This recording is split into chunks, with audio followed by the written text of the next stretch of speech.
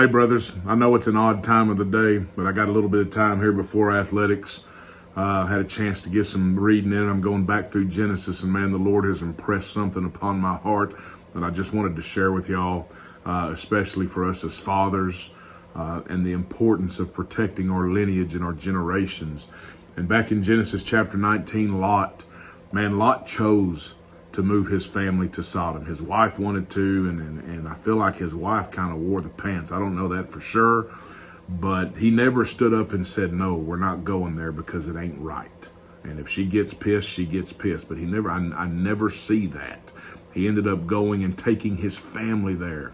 And when the angels came in to get him out, and the men of the city were wanting to have sexual relations with him and beating on the door and bring him out of here, man, this is what Lot did.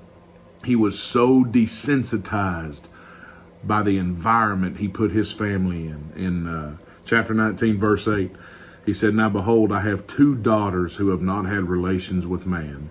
Please let me bring them out to you and do to them whatever you like." Man, it's disgusting. As the father of a daughter, that burns me to my core. But the man was desensitized. He was absolutely desensitized.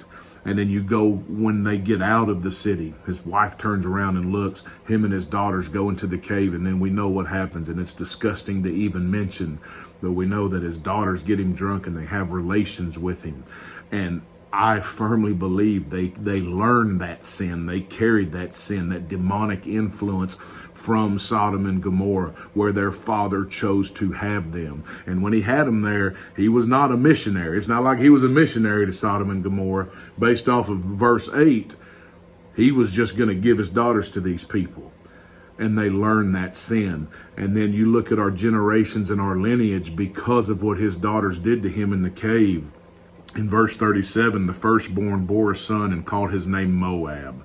And he is the father of the Moabites to this day. And if you go to the book of Numbers, chapter 25, you can see where the Moabites, where they led the children of Israel in some of the most carnal sexual immorality that they had ever been in. And that generational sin, you can trace that back to Lot, choosing to have his family in an environment. And again, sometimes we do that stuff, but we're a missionary or we're speaking the truth. He was a part of it. So be on guard, brothers. Act like men.